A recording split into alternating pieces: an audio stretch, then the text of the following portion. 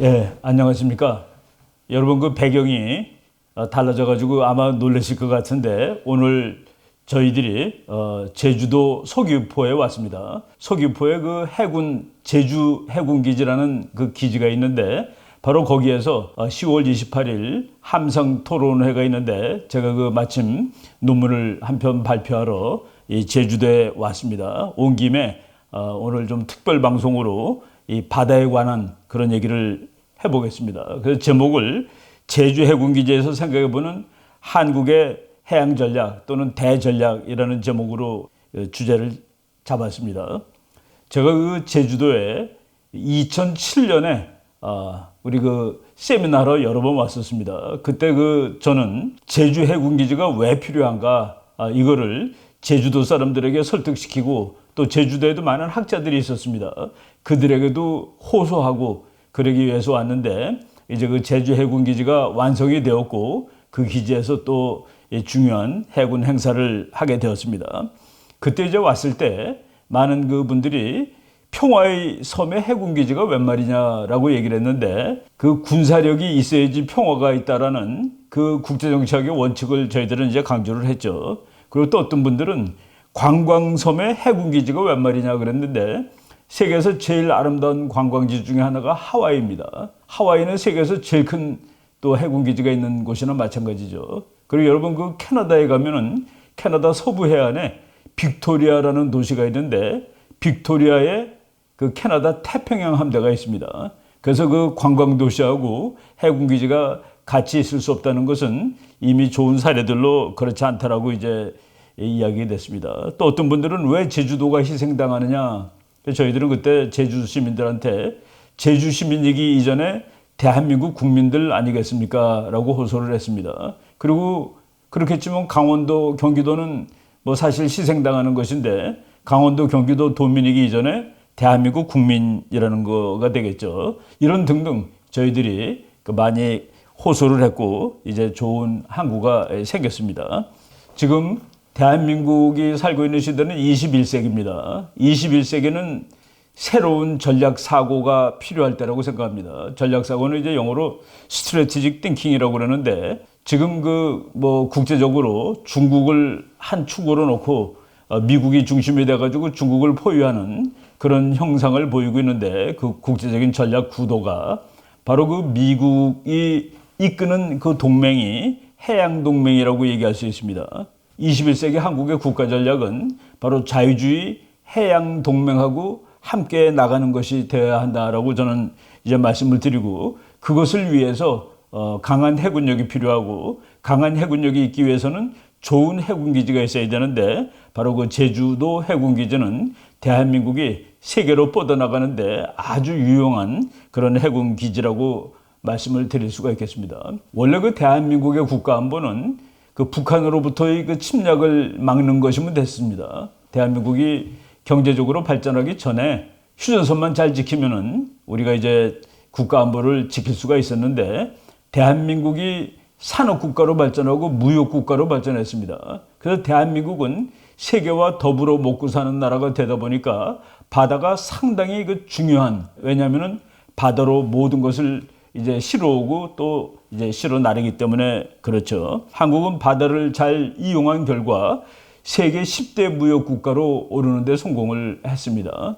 그래서 이제 또 산업 국가로 발전을 했고 이것을 계속 유지하기 위해서는 우리가 이제 바다를 잘 활용을 해야 되는데 그래서 오늘날 한국에서 국가 안보 그러면 그것은 해양 안보랑 거의 동요가 되었다라고 말할 수 있습니다.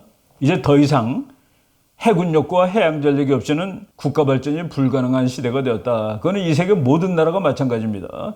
지금 세계화의 시대가 조금 이제 저무는 듯하고 국가가 이제 중심이 되고 있음에도 불구하고 국가들의 무역은 그대로 이제 남아 있습니다. 한국은 바다를 정말 활용을 잘했죠. 지난 50년 동안. 그런데 우리 해군이 충분한 것이 아니라 미국의 해군이 한국이 동맹의 한 편이라고 같은 편이라고 그래가지고 한국이 세계로 뻗어나가는 것을 미국이 전부 다 보호를 해줬습니다. 그래서 우리는 충분한 해군력이 없이도 5대양 6대주를 휘젓고 다니면서 무역을 했고 그리고 페르시아만서부터 한국에 있는 울산이라든가 광양이라든가 이런 그 산업단지까지 기름을 계속 싣고 오는데 그 석유항로는 너무나도 중요하기 때문에 학자들이 이제 생명선이라고 얘기를 합니다. 그 생명선도 미국의 덕택에 우리가 잘 이제 지켜왔습니다.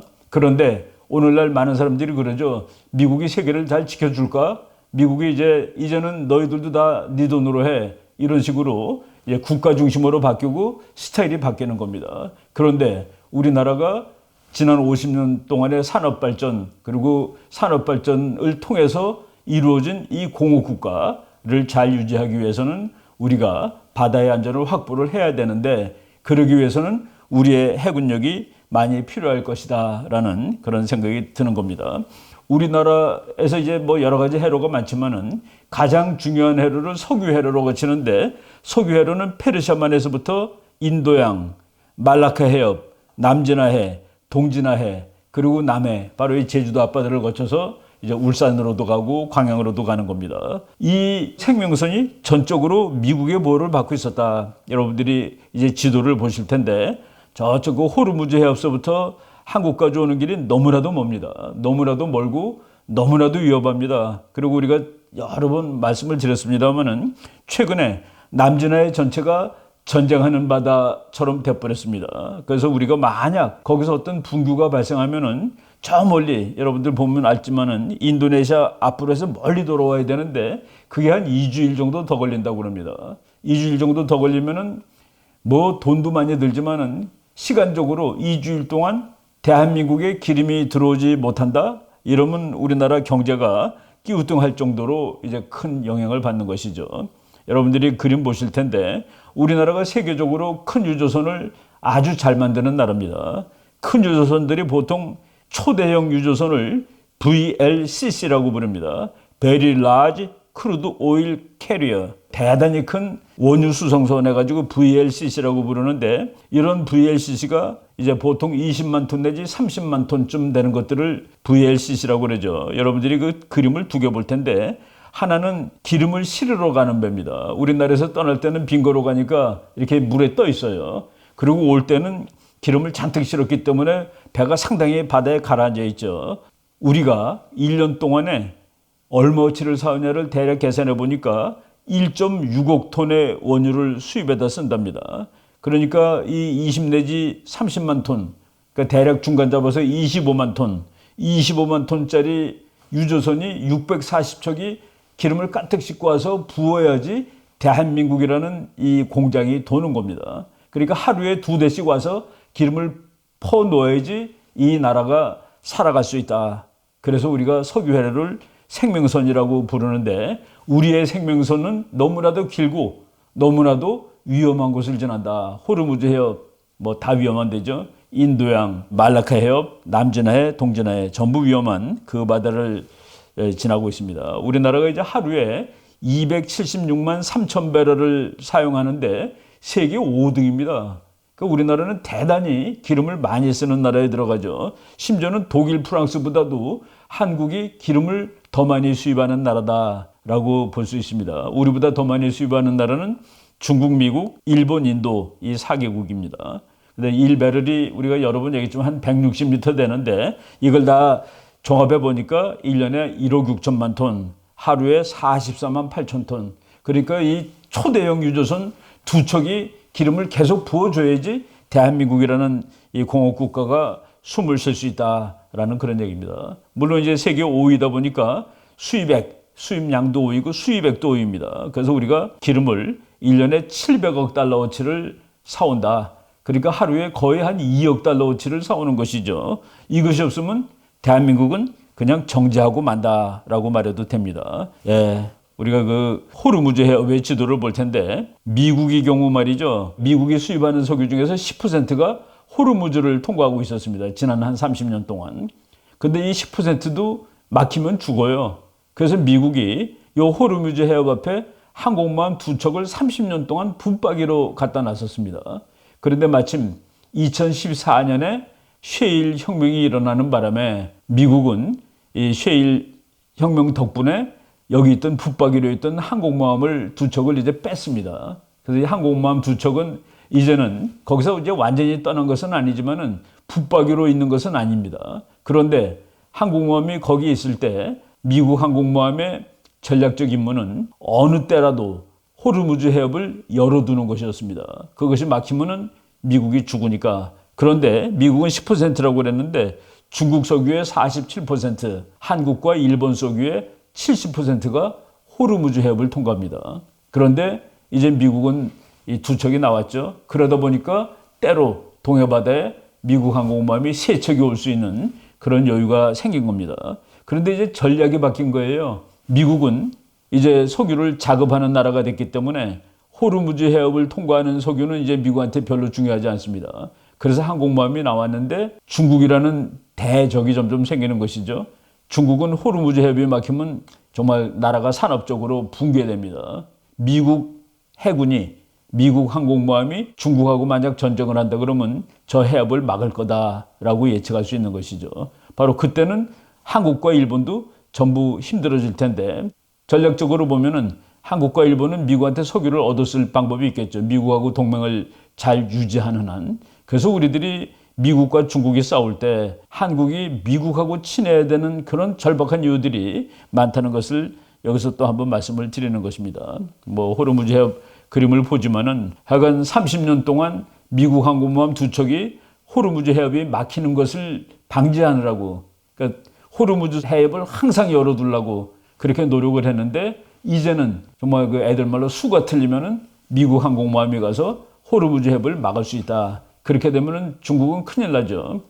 저는 그 중국이 1대1로라는 대전략을 이런 측면에서도 보고 있습니다. 지금 바닷길은 미국을 상대할 수가 없습니다. 미국이 호르무즈를 막으면 중국은 그날로 석유가 모자라요. 그래서 석유를 수송할 수 있는 길을 하나 더 열어둔다. 육지로 통하는 길, 뭐 철도일 수도 있고 도로일 수도 있습니다. 그래서 1대1로라는 것은 이와 같은 상황에 대한 중국의 고육지책일 수도 있겠다라는 그런 생각을 가지고 있습니다. 우리나라는 말이죠. 지정학적으로는 현재 섬나라입니다. 북한 쪽으로는 올라갈 수가 없잖아요. 그러니까 그 대한민국 지도를 딱 보면은 우리는 뭐 북한하고 붙어 있지만은 사실은 섬이다. 정치지리학적으로 섬이고, 그리고 우리나라의 그 속성이 2차 대전 이후, 한국전쟁 이후 대한민국의 발전 경로가 바로 바다로 나간 것이었습니다. 우리가 이제 산업국가, 무역국가가 된 겁니다. 우리나라는 자원이 없어요. 자원 사와야 됩니다. 그리고 우리나라는 인구가 5천만이기 때문에 시장이 좁습니다. 세계 60억을, 70억을 상대해야 됩니다. 그래서 나가야 되죠. 그래서 한국의 무역국가가 됐고 산업국가가 됐고, 그러다 보니까 바다가 소중해졌고 우리나라의 대전략은 해양전략이 되어야 된다는 그런 공식이 이제 나오는 것이죠. 앞으로도 우리는 해양국가로 남아야 이와 같은 경제발전을 그리고 풍요를 지속시킬 수 있을 것이다. 그리고 이제 우리가 땅이 좁아요. 겨우 10만 평방밖에 안 되는 나라입니다. 북한까지 합쳐서 22만인데 이 땅 좁은 땅을 쳐다볼 것이 아니라 넓은 바다를, 이제 바다도 거의 영토가 됐고 바다에서도 경제적인 이익이 나오죠. 바로 바다를 사용할 줄 알기 때문에 그런 시대가 이제 다가오는데 우리가 바다를 잘 활용해야 되겠다. 우리나라 무역에 이제 각국 나라들마다 무역 의존도라는 게 있습니다. 그 분모를 GDP로 놓고 그 위에다가 수출액 더하기 수입액, 그러니까 그 나라의 수출 수입액이 그 나라 GDP에서 차지하는 비중, 작년 재작년 무렵의 통계를 보니까 87이었습니다. 대략 90%입니다. 그러니까 우리나라는 해외 무역에 우리나라 삶의 90%를 의존하고 있다. 그리고 공장을 돌리는 데는 기름이 필요하고 자동차 이동하는 데도 기름이 필요하고, 그래서 바다는 우리의 생명선이다라고 얘기하는 것이죠. 근데 바닷길은 불안전합니다. 왜냐하면은 먼 곳을 지나가고 다른 나라 앞바다를 지나가야 되는 것이죠. 그러니까 마음 좋은 나라들이 그냥 봐주면 되는데 소말리아 같은 데는 해적들이 바닷길을 통해서 돈을 벌고 삽니다. 그래서 바닷길이 항상 불안정하고 또 위험해요. 그렇기 때문에 그 바닷길은 또 국제적이고, 그러다 보니까 바다를 지킬 수 있는 능력을 가져야 되는데, 그래서 영국이라든가 일본이라든가 호주라든가 뭐 중국이라든가 미국이 저 먼 곳까지 해군을 내보내는 겁니다. 자기네가 정말로 중요하다라고 생각하는 해로를 뭐 지키기 위해서 해군이 가는 것이죠. 우리나라도 그 청해 부대라고 해가지고 저쪽 소말리아 바다까지 갔는데 단지 해적만 잡는 것이 아니라 우리나라의 유조선들이 글로 지나다닙니다. 우리나라의 유조선들이 바로 거기서 태극기를 단 우리 군함을 보면은 정말 감동스러울 것입니다. 이제까지는 미국 군함을 보고서 감동을 받았습니다. 왜? 우리 편 배니까. 바로 그래서 이제 우리가 그 바다를 소중히 얘기하는 것이죠. 한국 경제가 지금도 계속 대외 의존도가 높습니다. 대외 의존도가 앞으로도 계속 높을 거예요. 그러니까 앞으로도 바다는 계속 중요하다라는 그 말씀을 드리겠습니다. 특히 제주도 앞바다가 중요하죠. 정말 그 계속 와가지고 마지막 항구가 제주도를 지나서 울산으로도 들어가고 광양으로도 들어갑니다. 그리고 물론 나가는 배들도 그렇게 나가는 것이죠. 그래서 여러분들이 뭐 그냥 지도를 보면은 이게 그 생명선의 끝부분입니다. 여기가 안전해야 되는데 그래서 우리는 미국처럼 강대한 나라는 아니기 때문에 먼 바다까지 다 지킬 수는 없지만은 그래도 우리 집 앞에 우리 문 앞, 우리 길목을 지키기 위해서 제주도에 해군기지를 만들었다라고 말씀을 드릴 수 있는 것이죠. 바로 그 해군기지가 완성되었고 그 완성된 해군기지에서 해군 관련 세미나를 할 수 있게 된 것은 뭐 참 그 감동스러운 일이라고 생각이 됩니다. 우리나라 주변 국가들 뭐 특히 중국이죠. 중국의 그 해군력은 엄청나게 빨리 늘어나고 있습니다. 제가 한 몇 년 전에 그 중국 해군력이 이렇게 늘어나는 걸 보니까 그리고 제가 그 해군 관련 회의에서 중국은 그냥 배를 찍어내고 있다라고 얘기를 했을 정도입니다. 정말 중국은 배를 찍어내고 있을 정도로 군함을 많이 만들고 우리나라 옆에는 중국이라는 그 막강한 적이 지금 생기고 있는 것이고 그리고 일본은 전통적으로 해군이 강한 나라예요. 근데 일본과 중국은 지금은 우리가 한미동맹이라는 것 그런 맥락 하에서 일본의 군사력은 우리가 지금 사실은 두려워하지 않아도 되는 그런 상황입니다. 그런데 중국은 과거에는 해군이 안 셌는데 지금은 해군이 점점 세지고 있고 그리고 중국이 서해 바다를 자기네 앞바다라고 생각할 정도로 중국 해군이 막강해지고 있는데 이런 데 대해서 우리가 다 유념을 하고 이제 우리 군사력을 길러야 되는데 자동차가 있으면 주차장이 있어야 되는 것이죠. 군함을 많이 만들면 기지가 있어야 되는 겁니다. 그런 의미에서 제주 해군기지는 정말 말도 많고 탈도 많았지만은 정말로 소중한 그런 기지라고 봅니다. 그리고 이제 결국은 뭐 우리가 완성을 해가지고 이렇게 큰 군함들이 정박할 수 있고 우리의 그 앞바다를 지킬 수 있는 좋은 전략적 자산이 되고 있다라고 말씀드리겠습니다. 해군이 이제 1945년에 해방되자마자 생겼는데 이제 해군이 2045년을 향해 나가는데 저는 제가 미국에서 공부하고 와가지고 이제 앞으로 대한민국은 해군이 지금처럼 약해서는 안 된다. 왜냐하면 우리나라가 해양국가고 무역국가고 산업국가이기 때문에 그리고 우리 본토에서는 그게 별로 많지가 않고 그런데 이제 2045년을 해군이 준비를 하고 있는 것 같습니다. 제가 바로 우연하게도 제가 무슨 계획을 하고 한 것은 아닌데 지난주에 미국 해군이 500척짜리 함대를 만들겠다고 그랬는데 바다는 뭐 앞으로 수십 년 동안도 계속 중요합니다. 우리가 미국한테 모든 것을 의존할 수 없습니다. 미국이 커지고 뭐 미국은 중국이 커지니까 커지는데 우리도 함께 커져야 될 것이라는 생각을 합니다. 그래서 여러 국민 여러분들이 뭐 대한민국이 이제 앞으로 미래로 나가는데 중요한 군사력 중에 하나가 해군력이다. 그렇다고 해서 육군이나 공군은 절대로 중요하지 않다가 아닙니다. 군사력은 셀수록 좋아요. 왜냐하면 그것이 보험이거든요.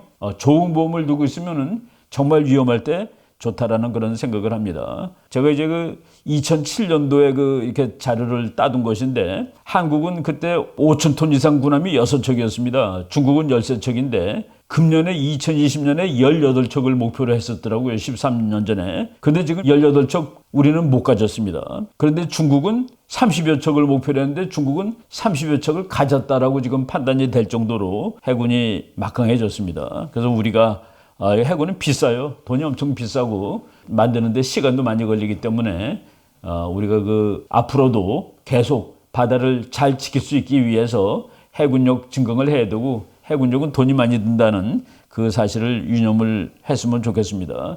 그리고 또 이제 군사력뿐만 아니라 좋은 동맹을 가져야 되는 것이죠. 우리가 최근에 와서 계속 강조하지만은 좋은 동맹을 갖고 있는 것이 좋은데 지금 중국이 2035년 되면은 미국보다 더 강한 해군을 갖겠다라고 야심차게 진행을 하다가 사실 제가 지난번에 말씀드린 것처럼 미국 해군이 다시 치고 나오는 이런 상황에 맞닥뜨린 것입니다. 그래서 그 바다를 제패하는 자가 세계를 제패하는 것이고 바다를 제패하는 자가 세계의 패권국이 됩니다. 중국도 왕년에는 명나라 때는 중국이 세계에서 제일 막강한 해양력을 가지고 있었죠. 그러다가 중국이 참 그 알 수 없는 이유 때문에 이제 바다로 나가는 일을 중지했었습니다. 우리가 언제 시간 되면 그 얘기도 한번 해드릴 텐데 그러다 보니까 유럽한테 바다를 뺏긴 겁니다. 그래서 유럽이 바다를 차지하고 세계를 지배하게 된 그런 세월이 된 것이죠. 예. 우리가 지난주에 500적 대군을 건설하겠다는 미국 얘기도 했는데 바로 앞으로도 우리나라의 그 대전략 바다를 잘 활용하면 됩니다. 왜냐하면 우리가 무역 국가니까 산업 국가니까 그런 말씀을 드리고 이제 마침 10월 25일서부터 일본하고 미국이 무지한 그 대규모 훈련을 하고 있는데 이런 것들 다 우리가 유념을 해야 됩니다. 우리가 어느 편에 서야 될 것인지가 상당히 그 중요한 그 이 가름길에 놓이는 시점이 됐는데 이런 문제도 우리가 앞으로 계속해서 이제 말씀을 드리도록 하겠습니다. 오늘 그 멀리 내려와 가지고 제가 이제 보통 서울에서 이제 수요일 날 찍는데 토론회가 수요일인 바람에 이 편집하시는 분하고 촬영하시는 분이 같이 왔습니다. 와가지고 이 바다에 관련된 얘기를 뭐 잠깐 오늘 해드렸습니다. 그래서 내일 제가 그 발표하는 것도 또 이제 촬영을 해가지고 한번 이충근 TV에 올려놓도록 하겠습니다. 오늘 거 여기 뭐 간단 하나만 이 정도로 말씀을 드리겠습니다. 여러분 고맙습니다.